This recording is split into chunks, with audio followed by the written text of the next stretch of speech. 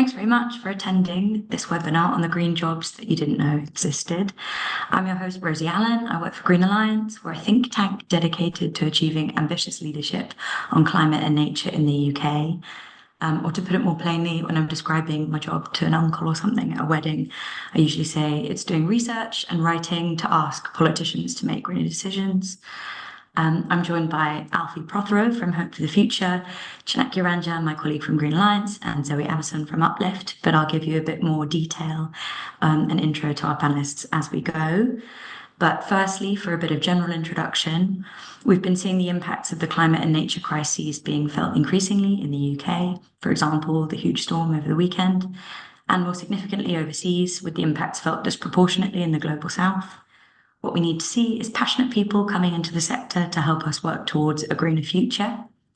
We hear a lot of talk about green jobs, which is a pretty vague term, but it can mean anything that contributes to reducing greenhouse gas emissions. So this can mean anything like traditional manufacturing for green infrastructure, like wind farms or bike lanes, to the kind of policy and politics roles that we'll be focusing on here today a bit more. In my experience, there can be a bit of intimidation about getting your foot in the door with the environmental sector. And so today, hopefully, we can talk through how our panelists got into their current jobs, whether it's a route you might expect or maybe not. We can get some insight into what the reality of doing this kind of job looks like day to day. And then we can talk a little bit more about some tips and tricks on getting into the sector. And we've saved lots of time for you to ask questions about anything you're interested in. So please do put your questions in the Q&A function as we go so I can see them and direct them to our panelists. So without further ado, I won't waste too much time and introduce our first speaker, who's Alfie Prothero. Alfie works at Hope for the Future, which is a UK-wide environmental charity. It supports constituents and grassroots campaigns to have impactful conversations about the climate and nature crisis with elected politicians. He's responsible for political research as well as training and support for those working with Hope for the Future. Alfie sees the climate and nature crisis as the greatest social justice issue of today and believes that tackling the issue needs systemic change, meaning politicians and politics who understand the crisis must be part of the solution. And I'll let Alfie tell you a bit more about the kind of jobs he's done before this as I hand over. Thanks, Alfie. Thanks, Rosie. Yeah, nice to see you all today. Well, not to actually see you, but I know that you're out there.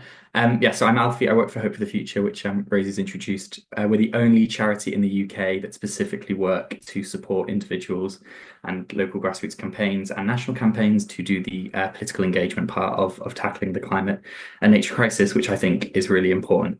A little bit about what I did, I guess, before I joined Hope for the Future. So I've worked in the charity sector kind of all my adult life. I'm 25, so however long that is. I studied politics at university and worked alongside that at a small international NGO on their board of trustees, so working in that kind of space. And then when I left university, I went into a charity job working for a debt relief charity in Bradford that works to help people get out of unmanageable debt and more widely in the kind of poverty and inequity space. And I worked in there within debt operations. So I wasn't doing policy or politics or anything like that. I was doing the kind of direct support with those individuals. And then from there, I managed to get onto an internship with a charity called the Joint Public Issues Team, which is based down in London. And on that internship, I did kind of big range of stuff. So I did some policy research stuff and some kind of social media responsibilities. But a big part of that role was also working in Parliament half of the week. So I worked for two MPs over a year, basically as a parliamentary assistant. So supporting in their kind of day-to-day stuff in Parliament, but also helping them with campaigns they were involved with, writing kind of journal articles and op-eds and doing their social media, things like that. So I worked in kind of politics and poverty and equity were my main kind of areas. But when I was working in Parliament, I started interacting with Hope for the Future alongside the MP I worked for. And that was my first kind of introduction to the climate and nature charity space, the environmental sector, as an observer, and then starting to engage with it. And it was something I'd been interested in personally, but I hadn't thought that it was a role or an area I was going to go into professionally. I thought I was probably going to stay specifically in kind of poverty and inequity space. But as I worked with Hope for the Future in that role, and just kind of over that year, as Rosie said, it became quite clear to me that the climate and nature crisis is the big kind of social justice issue of our time. It's the big kind of poverty and inequity issue of our time. And as I became more and more aware of it, I became, I guess, more and more passionate about being involved in the climate and nature space. So I moved over to working with Hope for the Future about a year and a half ago now, and it's been a really fun experience. And I work in the team that does both research and actual support for constituents and campaigns. So I guess that's a little bit about how I got into the space I'm in now. I guess a day in the life of the role I do now as a research and engagement officer. A lot of it is online training, so I will do both training that's open to anyone to join online, teaching them kind of some tips and approaches that we use in engaging politicians. And I'll also do tailored trainings, which is supporting specific groups that have reached out to us to look at either a specific policy, so it might be planning, for example, or perhaps a specific kind of region or type of politician that they're looking to engage, so councillors or a certain devolved nation. So I do a lot of that and a lot of kind of prep for training. But we also do a lot of actual support for the individual groups and individuals that we work with through kind of tailored research for them and developing strategies for them that work with the politicians they have that they can engage with. So that's a lot of what my day-to-day looks like. A big part of my role is doing a weekly politics update for the team, which seems to grow in size and scope every week. So one day of my week is basically spent looking across the internet on what's happened in the environmental space that week, both in Parliament and the devolved nations and internationally and outside in the third sector, and writing kind of a summary for our team to have so they feel politically in the know and up to date. So that's a bit about, I guess, what I do a day in my life in the role. Some sort of maybe ideas of how I got into the environmental sector. As I said, it wasn't something I necessarily saw myself doing, but I became really passionate about it over quite a small period of time, and really keen to move into the space. I think what I found is that sometimes it can feel a little bit daunting when you're applying for environmental jobs because you might not feel like you have a vast amount of specifically environmental experience, but there's so much transferability in other roles that you may have had or experiences you may have done that might make you adept at that role. So I didn't have a huge amount of experience or any experience being part of campaigns in the environmental space in a professional capacity, but I had experience in research and working with politicians, working with local community groups, supporting individuals when I worked at a debt charity, and all of those things fed into me being equipped for the role, even though I didn't have explicit environmental experience. So I guess just an encouragement there that it's an expanding sector, and there's loads of roles out there in green jobs and in policy and research specifically. Both, charities are expanding, but also in the private sector, it's massively growing at the moment. And just an encouragement that you don't need to be an expert in environmental policy or environmental work to get into those spaces. I think that's 5 minutes, so I will hand back to you, Rosie. Thanks so much, Alfie. That was really interesting. And I totally know what you mean about moving into the green space can feel a little bit intimidating, but it needn't because so many skills are transferable. So that's great to hear. Can't wait to talk about it in the Q&A later. Moving on to our next speaker, we'll be hearing from Chanakya Ranjan, my colleague at Green Alliance. Chanakya joined Green Alliance in April this year as a policy analyst. Previously in India, he successfully managed parliamentary election campaigns and advised Indian MPs on finance and energy. He also has an award-winning social enterprise Tribe Isle, which works towards preserving the tribal artisans in India, the work of tribal artisans in India.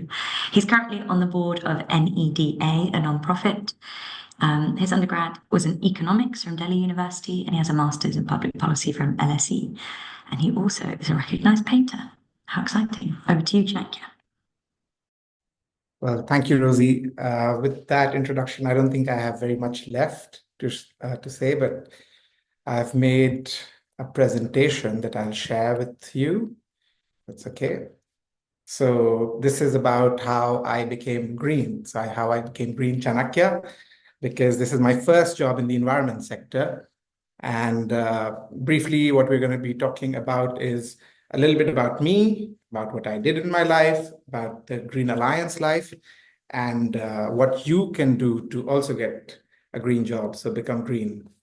So everything is, my entire professional journey is linked to my education. So I studied economics from Delhi University in India, and then I came to London to study Masters of Public Policy at LSE. But between both of these, a lot happened. So immediately after the economics degree, I started my social enterprise called Tribe Isle, which focused on the tribal artisans of central India. And why I started is because one of my closest friends' father was assassinated in a gruesome attack in 2014. And knowing how good the art from the tribe is, I wanted to create a marketplace which would remove some of the middlemen. So I think I did pretty well because I wanted to just support one person. In the end, its peak, we were supporting 46 families in central India, and I was invited to curate shows in New York, in Helsinki, in Columbia University.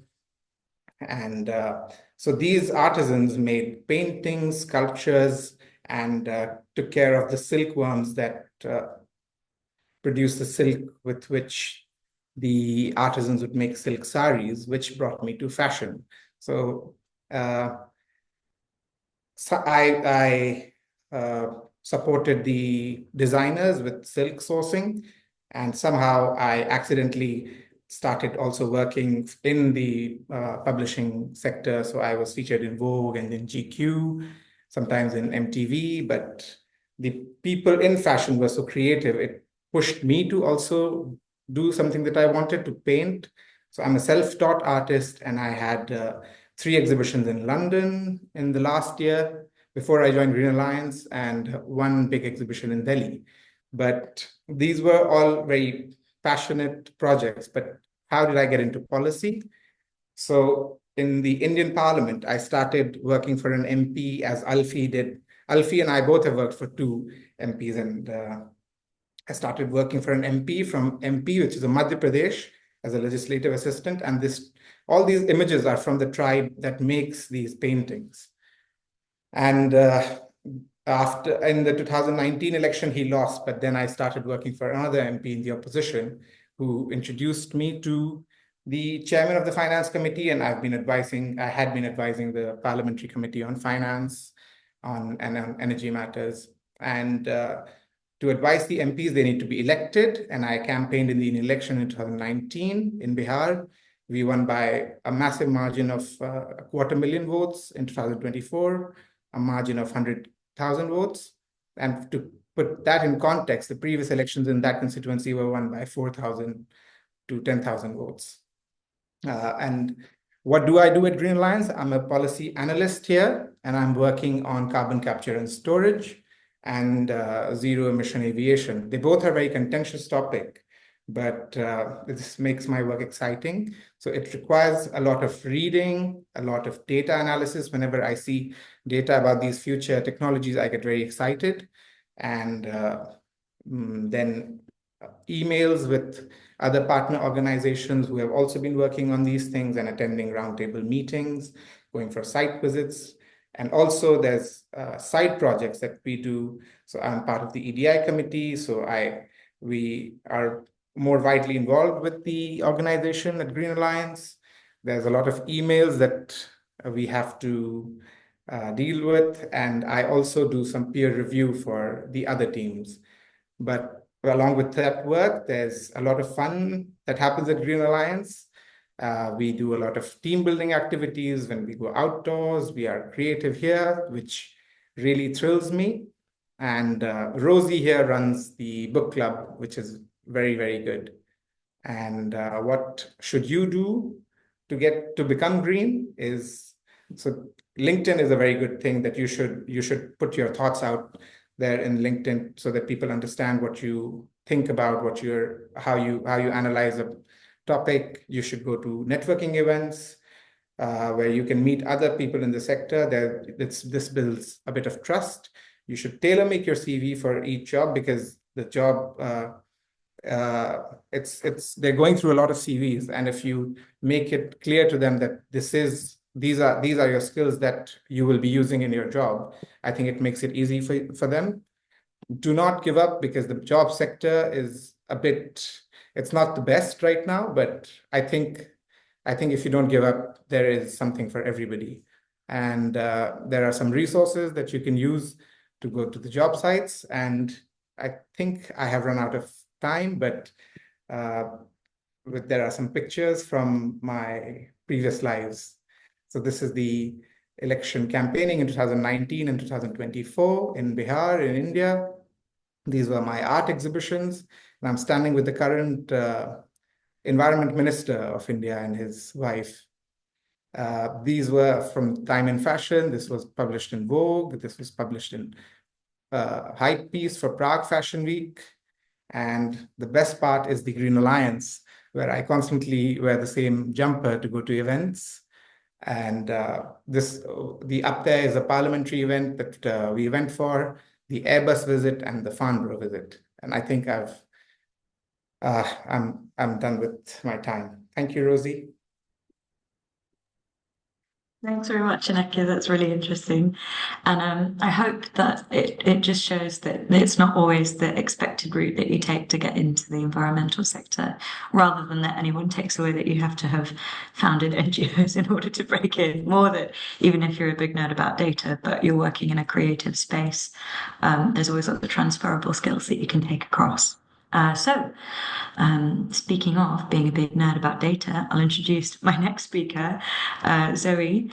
And Zoe is a senior political advisor at Uplift, campaigning for a fair and rapid transition away from oil and gas production in the UK. She previously worked as a senior researcher for an MP in UK Parliament, and in the civil service, and as a policy analyst at Green Alliance previously. Prior to working in the environment sector, she was an agricultural market analyst, giving her a lifelong appreciation of cows and spreadsheets. Thanks, Rosie. And yeah, the first rule is there's nothing wrong with being a big nerd about data. So yeah, just a bit about me. As Rosie said, I'm working at Uplift, which is a campaign and research organization working to create a rapid and fair transition away from oil and gas production in the UK. We are calling for the highest ambition on moving past oil and gas production whilst empowering and supporting workers whose livelihoods depend on oil and gas at the moment. And in my role, I do a lot of work with parliamentarians, especially, so trying to engage MPs and peers in Parliament on the oil and gas transition, energy transition, and the transition away from oil and gas production. And that involves working with our policy team. We have a really good research policy and legal team at Uplift who provide lots of the policy thinking on the transition. And I think this role sort of takes, I've gained a lot of skills from previous roles in the past that helped me do this role. So if I explain how I got here, I started, I did a degree in environmental chemistry at the University of Glasgow, which was quite random, but led me to be quite interested in sort of food systems and the Earth system as well, and climate change. I did a master's in environmental science with a bit of international work in Chinese, and then did my first graduate job, as Rosie said, as an agricultural market analyst in an organisation which is an arm's length body of DEFRA, so sort of government associated, but an independent body. And I think that was quite a good grounding point for moving into the sort of environmental sort of charity sector afterwards, because I was able to develop quite a lot of skills in sort of data analysis, but also understanding of markets and a bit about the environment and agriculture and business. So that helped me sort of move into my next role, which is at Green Alliance as a policy analyst. So I did 3 years in my first role out of uni, and then moved to Green Alliance to start working fully on the environment. And at Green Alliance did loads of things as a policy analyst. So I worked across the board on all sorts of policy issues, which was really good for giving me a broad view of all sorts of environmental policy, and lots of experience of working in the UK sort of political landscape as well. And after about 2.5 years, I went to work for Alok Sharma MP at the time. He's now Lord Sharma, and he needed someone who could help him with climate policy, basically. So I was a senior policy researcher for him for the best part of a year, which was really great for working in an MP's office. Is quite a mad job to do. It's has its highs and its lows, but at its best, it's a really, really fun job. But then I've moved into the civil service. Went to work for the Department of Business and Trade for a bit, working on green strategy, and then now I'm at Uplift. So I've done quite a lot of different jobs in the sector, both in government, out of government, campaigning, sort of research and policy as well. And I think what that sort of tells you is that there are lots of different ways into the sector, and there's lots of ways that you can get in via other means. And I think working in the environment sector wasn't my first job, but I'm quite glad that I did something else first, because I think it gave me a bit of a wider view. And I think the environment sector could probably do with people who come from a bit of a wider background with different kinds of experience. So I'd probably say the thing to know is that you can bring things to the sector, as well as if you've got other experience, you can bring new things to the sector, which would be really appreciated. With particularly people who have experience in business, that's really valuable, and understanding of particular areas or particular sectors is really useful. I think I'm done, so pass back to Rosie. Thanks very much, Zoe. It's amazing and really interesting what you said about other experiences of other kind of work being really transferable and really useful and like a useful insight for the green sector to have as we're going about and trying to help the green transition. I'll move to some Q&A and put you all on the spot and ask you some questions based on me enjoying your time speaking. My first question for you is, you all kind of mentioned it a little bit, but do you think that your degrees shaped the work that you do or the way that you do it today? I know that mine probably didn't. I did law, and I'm not doing that much law these days, but the way that I read big blocks of text and take interesting things from them is probably a bit helpful. What about you? We'll go to Zoe first, because you mentioned that your degree is a bit random, but does kind of seem like the job you would expect every person to have. Yeah, I would say not that useful. I mean, in some cases, well, in policy, I don't really get to use much scientific knowledge, nor do I want to. I guess maybe it's a bit useful for just understanding certain aspects of policy a bit quicker. But I think where it has been useful is, as I said, I came into the sector as an analyst, so my degree had a lot of sort of research as a big part of it. So lots of desk research, which is a huge part of working in policy in the sector, is being able to sort of summarize the latest thinking and be able to come up with like reasonable arguments out of it. So I think it taught me lots of skills that were useful, but I'm not sure content-wise whether I've used much of it later. Thank you. And Alfie or Jeanette? Yeah, Alfie, you go. Yeah, I thought I was studying politics and international relations until I got my degree and it just said politics. But I think in terms of the actual content of it, again, I don't massively use those things, but I think there's definitely skills I use from that role. So, finding ways to go and find lots of information and then disseminate it down into something that's useful, not just for yourself, but also for other people to digest. So I think sometimes when you're researching something, it can be really compelling to just want to tell everyone everything about it, but actually making sure that information is useful to someone else and valuable to someone else is definitely a skill I developed at uni and use quite a lot now. And I guess in terms of research as well, and making sure you're getting quality information in the content that you're delivering, particularly if you're working, when you're working with community groups who don't have capacity to do that research themselves, it's really important that you're giving them useful, valid, correct information for engaging with politicians, whether that's about the political system or about the specific policy area they're interested in. So I think kind of research and dissemination of information I definitely use. But apart from the very rare occasion, I don't bring like something I specifically studied at university or a specific module into my work. But I definitely talked about modules I did in my application for this job and previous jobs. So I did a role looking at kind of quality of opportunity and access to various human rights at university, and I talked about what I learned from that and what I learned from my dissertation in my job applications. So again, don't be afraid to use the experience you have from university in applying for jobs. Alfie, really interesting. And Shanakia, what about you? I don't have very much to add after what they have said, and I agree with it.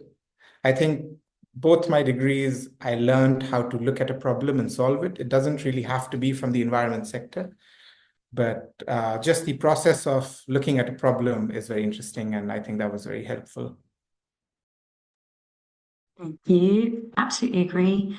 Also, I should mention if there are attendees not in uni or thinking about other routes, I know our traineeship scheme this year didn't have a degree requirement, and there's more lived experience being rightly more valued in the sector. It has been a bit of a changing field. And I know that I've seen people who've applied for jobs here just talking about kind of like community groups that you've been involved in. I think I remember talking about being in an Amnesty International group or something like that. So there was also lots of other way to display all those transferable skills we're talking about. Okay, I have one more question as chair's prerogative that I want to ask you before I hand over to the Q&A function, which is, what do you think the culture of your job is like as a green job compared to any other kind of non-green jobs that you've had? Is it true that everyone's wearing dungarees to the office every day?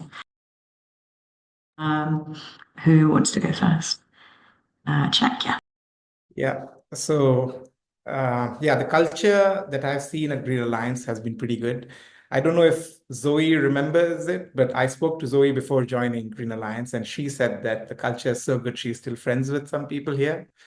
So, and a lot of my friends who are making much more money are very jealous of the culture here because they may make the money, but they don't have the time to spend it, or friends even to spend it with. So Green Alliance culture, pretty good. Excellent. Yeah, that's good. The environmental sector does get you friends. That is true. Alfie, what about you? What do you think about the culture at your green job compared to previous? Yeah, I think I've only worked in the charity space, and in general there's a bit like what we've just said, that you get paid less, but there's a higher quality of maybe life and enjoyment potentially. That's not necessarily why you get into it, but it is often true. I think there's definitely a stretch across the sector. There's some green charities and green jobs that are very kind of corporate in their thinking and approach, and there's others that are less so. Where I work is probably less so. I think the thing I probably find is because the climate sector is often, you're thinking about creative ways to solve problems and to change a system that is very entrenched in the world. So it's ambitious and creative a lot of times, and I think that both feeds into the work you do, but also often the atmosphere in places. So as an organization, we've experienced a 4-day week trial, and we have quite progressive ideas on kind of work-life boundaries, and I've noticed in particular like a real investment in EDI at the job that I currently work at, maybe compared to some other places. So I'm not saying this is true across the sector, but I do think there's a skew towards kind of trying new things and being creative in that space. But that's just my experience, and that is one person, so pinch of salt. Thanks, Alfie. That's really good to hear. Okay, moving on to some questions from the Q&A box, because there are lots of them. One that might be most relevant to Chanakya. It says, hello, I'm tuning in from Singapore and I'm exploring moving to the UK and wanted to ask if you might have any advice for international applicants for jobs in the UK environmental sector and how that might be different. Thanks. So I think because Green Alliance focuses on the UK politics, still I am here. The experience from the Global South is very important to contextualize what the entire world should be doing together. And your experience in Singapore should come in handy. It's all the environment sector thinks about all different kinds of sectors, regions, and people. And I think it's quite valuable to bring that perspective into the UK, especially in the environment sector. Thanks, yeah, that one's quite specific. So I assume you two don't want to have a guess at any intricacies of that process, but sounds very useful and important what you say about global justice being a bigger part of what we do. The next question I'd like to ask you from the Q&A function is, do you have any advice on where you can look out for networking opportunities in the sector? I know, Chinaki, you mentioned that's a good thing to go to, but where might you look to find out about them if you're not already plugged in? Or anyone? I know it's a bit of a head scratcher. Yeah, I think Zoe and Alfie have been in the UK for longer, but there are a lot of interesting talks that are happening. The way you found this talk, I think you should also find some other talks to go to. The in-person talks are even better because it gives you a lot more access to the people working in the environment sector, and we'll actually get to put a face to the name, and it helps in the job searching processes. Others, I think, would be more beneficial. I definitely found when I was looking to get into this sort of thing, you can go to Eventbrite and filter it by things that are free. That can be a useful way to have a look at talks and policy things that might be happening nearby, though you can't vouch for the quality unless you go and you see something that you like. I know that universities often have talks on. I was in London, so there were universities near me that weren't ones I was going to, but you could drop by and see some kind of lectures that were free and available. So that's also another way you can have a look at learning some things outside of the remit of just your lectures if you're at uni yourself. Any suggestions from any others, or shall we move on to the next one? Yeah, Zoe, what do you reckon?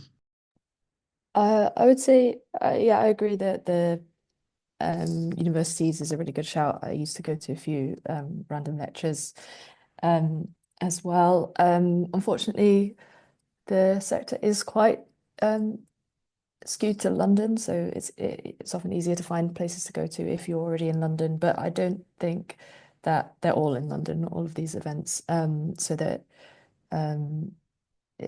you should be able to find things near you as well if you're not based in London.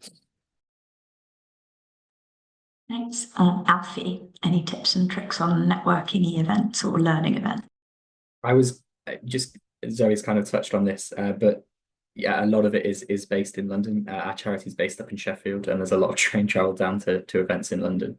But if you are like an individual and you want to go to an event in London, often larger networking events will have a small travel budget for people who can't afford to be there on the day but would really like to. So if there's something you really want to go to in person, but you don't think you can afford to travel to London or wherever it may be, don't be afraid to message the organizer.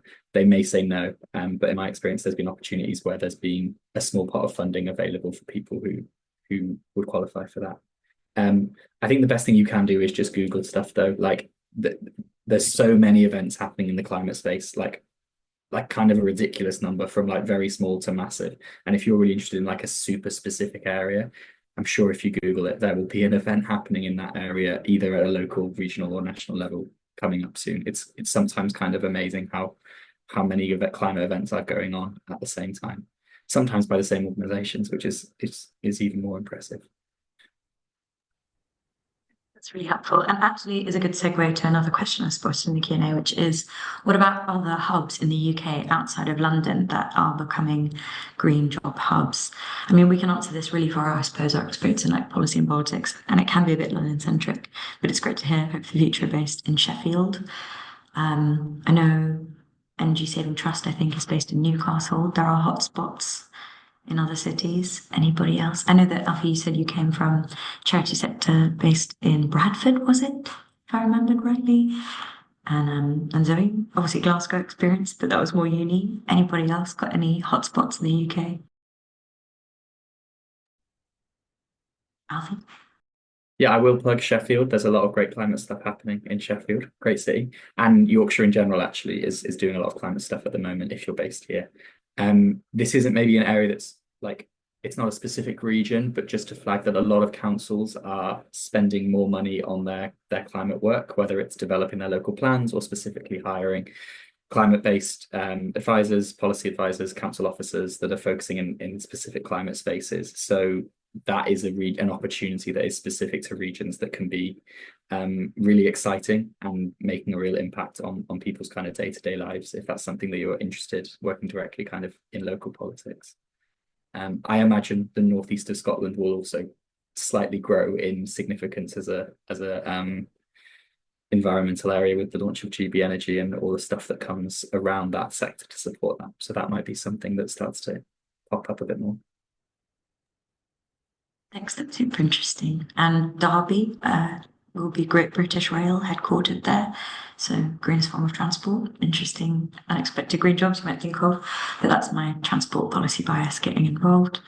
There is a question here about filling in a gap in terms of green jobs in policy strategy and analysis.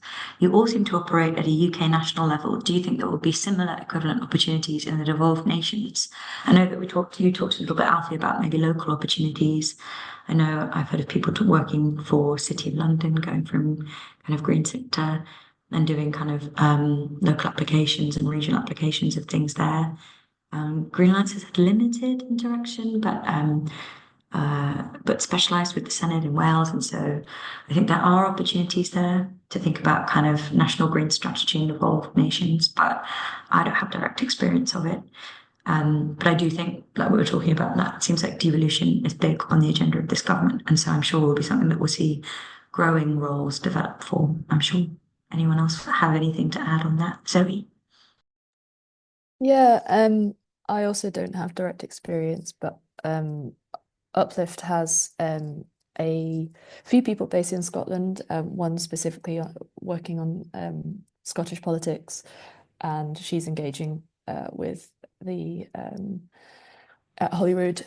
So I think there are opportunities. I think from what I've heard, think tanks and stuff, they're a bit thinner on the ground, but it's a smaller sector up there, but there is opportunities. And there's other sort of charities that work at a UK national level, which also have offices in other parts. So I know the IPPR also has a IPPR North office. So there's a bit more of that going on now, and provides those kind of opportunities elsewhere. So do great shout on IPPR North. I think they're Manchester. They're really great. Moving on to the next Q&A question. Do you have any tips for checking out startups, charities, etc., before applying or accepting a role, given that they might be less well known and less available evidence of what they're actually doing or how they are to work for? Are there any things that you like to do to scope out an organisation before you accept a role? I know that in the past I've used Glassdoor. Not every small organisation is listed on there, but it's a nice way to get kind of uncensored experience from employees who might have worked there before. Any other tips and tricks for sussing out the culture or vibe of an organisation? Jeanette, yeah. So before I joined Green Alliance, I reached out to Zoe, who's also on the panel, and really asked about what the actual work is, how the people are. I think these things are very important, not just for you, but also for the organization, that you both align on a lot of things, which makes at least the job application process much easier. So don't be afraid to reach out to the people who are already working in these organizations. I think they are the best sources of finding out how it is to work there.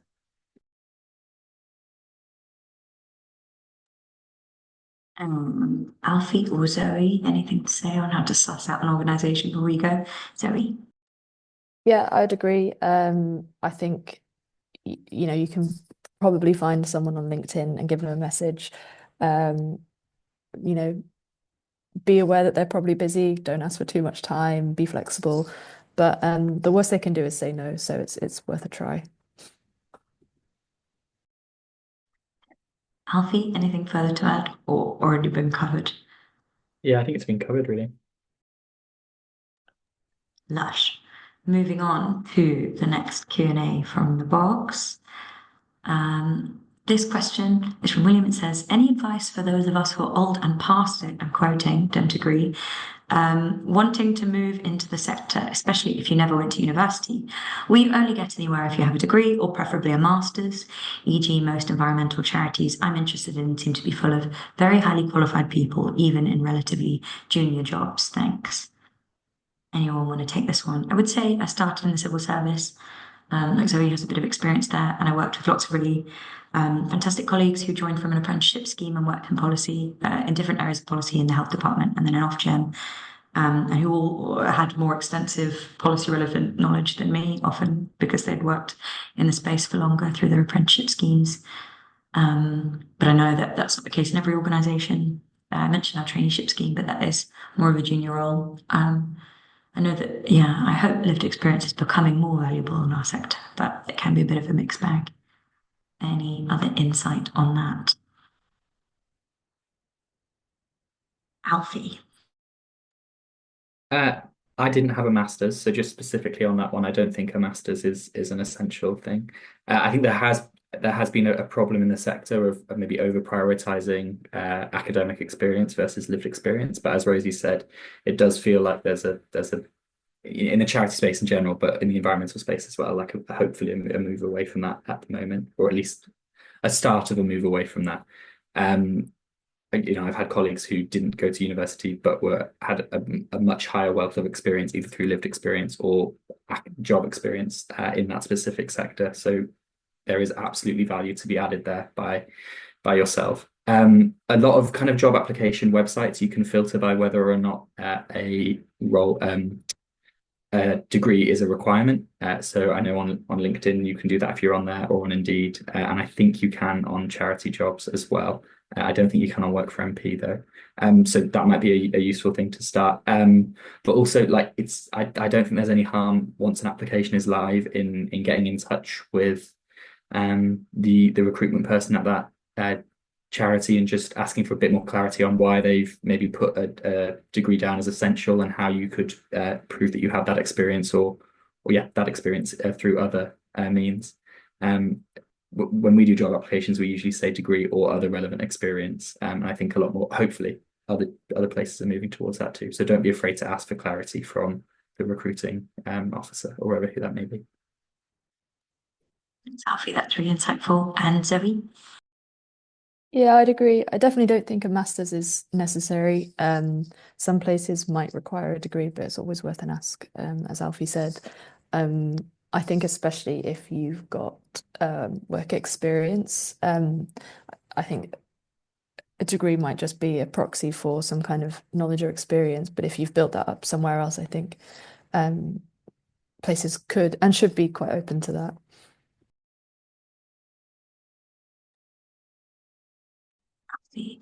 Would you like to come back in and say something more? Oh no, sorry. Mixing my messages. This is a good question. I remember this being very hard at the time, or at least feeling very daunting. How did you get your first job after graduation? Do you have any advice for finding your first role after uni? I can remember it feeling very scary. And the answer was just sending off a lot of applications for me. But sorry, that's probably not what you want to hear. What about you guys? Any experience on that moment? Though I should mention doing lots of part-time stuff while you're at uni can also be helpful. Zoe. Yeah, this was a scarily long time ago for me, so I'm harking back. But I did lots of applications. Basically, I bombed a few interviews until I got my technique a bit better. I definitely agree with I think Chinaki said earlier about tailoring your application. Don't be tempted to just copy and paste for all of the jobs that you apply for, because it's as someone who's been on the hiring side, it's really obvious, and it's quite easy to just go with someone who has clearly sort of read the job description and speaks directly to it. I think practically just making sure in your application you clearly address every single sort of requirement that's in the job ad. You might not meet all of them, but if you can think creatively for where you don't have something to say, where you might be able to sort of show interest or willing. But yeah, demonstrating as much as you can that you meet exactly what's in the job description. Thanks, Zoe. And Chinaki. And just to add to that, so I graduated in Delhi, but I was so driven by my social enterprise for the tribal artisans that I jumped straight into it. But I did that was 2016, but then I did do a lot of work. After I got my degree from LSE, I interned at Commonwealth Secretariat. It was unpaid, so I think a good thing to remember is to not be dissuaded by a smaller job, because there's no such thing. And all of these can help you understand your own powers and abilities better. And even unpaid internships sometimes turn into paid jobs. All jobs are paid, otherwise it's volunteering. But that's all from me. Thanks, Chinaki. And Alfie. Yeah, I applied during COVID when we were told that there was absolutely no jobs out there, so I was quite nervous, and I applied for loads of stuff, and got very upset about jobs that I didn't get. So it is sometimes you are right for the role and it just doesn't come across. Sometimes you're not right for the role and they can see that and you can't. I would definitely encourage you to talk about your most relevant experience the most. I think in a few of my first applications, I just wanted to get absolutely everything I'd done down on paper to show how much experience I had, but it meant I was putting down things that either weren't relevant or weren't actually really that big of an accomplishment, or noteworthy, or I couldn't pull anything out of it that linked to the job spec. So making sure you're really in depth reading those essential criteria and finding the most useful answer, the most significant experience you have in that specific area. This first job I got, I also was really nervous about the interview process and didn't think I was qualified. So I emailed someone in the organization and had a call with them about kind of work culture and what to expect from that interview and how to best come across within that. And they didn't know me, and they did that. So it's not always the case, but I'm struggling to think of a reason why that would be a bad idea. It's not necessarily something you need to do, but I don't think that would have a negative impact. And asking for clarity on questions or things that you don't understand doesn't make it look like you're not qualified for the job. It makes you look like you're interested and want to know more, or at least that's been my experience. So if you feel like you don't know something about a role you're really keen for, don't be afraid to ask someone who might know more. Yeah, that's a really great answer. And yeah, I know when interviewing people, I always appreciate it when people ask for clarification. It never looks bad. And it's good to seem enthusiastic about what you're answering rather than trying to guess and giving an approximate answer. I've definitely also done that before. His question I can remember wondering about a lot, which is it possible to find a job without being super active on LinkedIn? I know that I never really used LinkedIn before I got this job, and it has been useful for some things, for reaching out to experts on certain things if you don't have any other leads. It can be really great, and for that annoying networky stuff, but it's definitely not essential. I've found anyway in my experience, the social media stuff can be a bit overwhelming if you're so inclined. but can be a useful tool, but I wouldn't say it's a necessity. But what do our panelists think? Janakya, I know you shouted out being a LinkedIn influencer, so Yeah, and I also wrote do as I say and not as I do, because I am terrible at LinkedIn. My posts are usually late if there are any, but I don't think it's very essential to find a job. It's very rare that in the application process they go and look at your LinkedIn. It may be even at a later stage, it may be relevant, but I think you can use LinkedIn to reach out to people. You may not be active in posting, but you can reach out to people on LinkedIn. People get to see your experience, so they think, okay, are you even really interested in this or not? So you can really show your sincerity in working for an organization. So I think LinkedIn is a pretty good tool. You can use it better than I did. that's a good answer. And here is another question from the Q&A, which is, you all talked a lot about how research skills tied into your roles. Would you be able to add a little bit more detail about the types of research you do and specific skills that you'd like to recommend, for example, in data? I know that the kind of research policy stuff we might do is different. Zoe? Yeah, I think it can really vary. And there's lots of different types of data that we use and are interested in.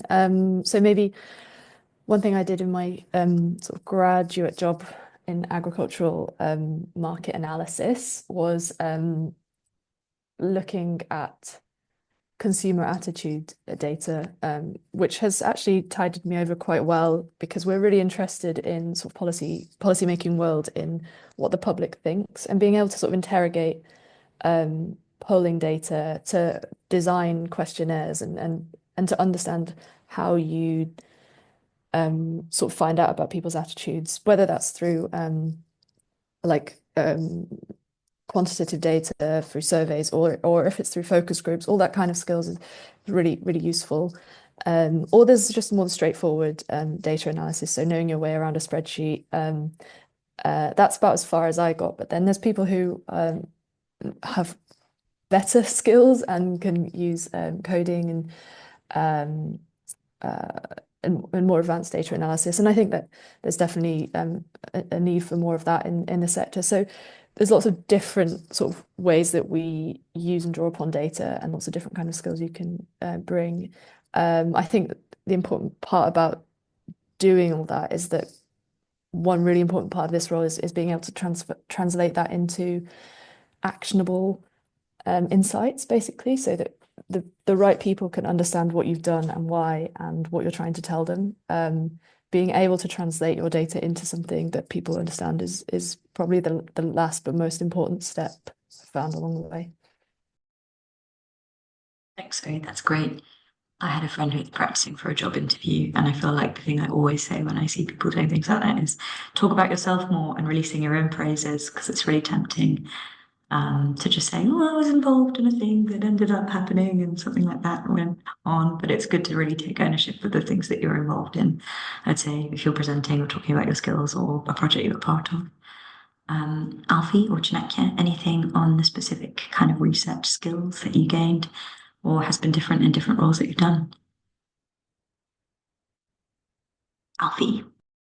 Yeah, I don't do much like kind of raw data. Well, I don't do any raw data analysis at the moment in my role.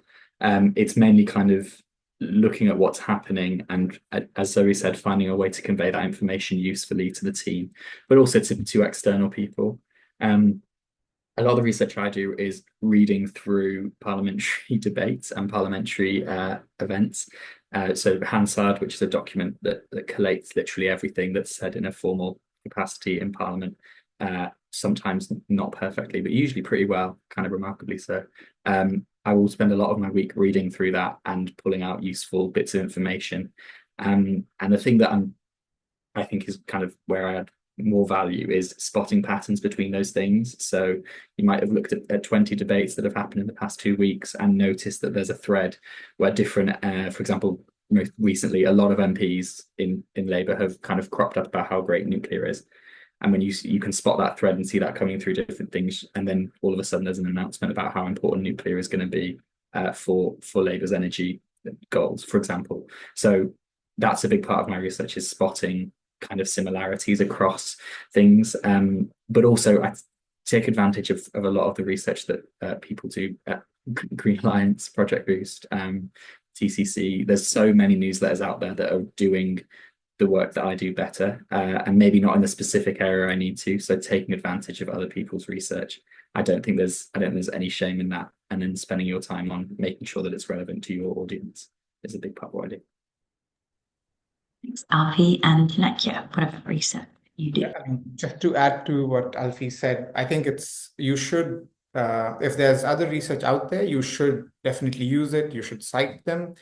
Sometimes I found it helpful to even reach out to these people who have written the report, because not everything that you research on goes in the report. So your research may be able to add something that they wanted to add. And it's always helpful to look at the academic readings, which I find it helpful to read at the academic readings and some newspaper articles to stay relevant. And one thing to, I think, understand in the policy job is that politicians are really short on time, so they love briefs rather than long reports. Really helpful. Thanks all. And interesting to hear about how different the kind of research that we do is, even though we all do fairly equivalent roles across the sector. So something to think about. I'm going to take my chair's prerogative and ask you one question that I've been wondering, and will hopefully end on an interesting note, which is, could you tell me about one example of an exciting piece of work that you're proud to have been involved in your job in the green sector? Sorry to put you on the spot with this one.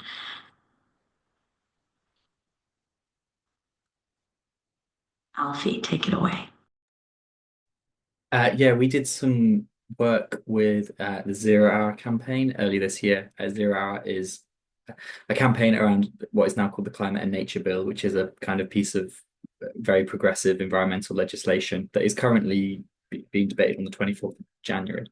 If you want to get in touch with your MP about something. But we helped do a lot of their pre-election grassroots facilitation, working with teaching groups to both use our techniques, but also train other people up in using those techniques of kind of collaborative democratic engagement, and then working with individuals to make sure that they were targeting their research and their engagements with politicians in ways that were useful to that specific politician, including in the area that Ros Savage, who is the MP that's backing the bill, was involved with.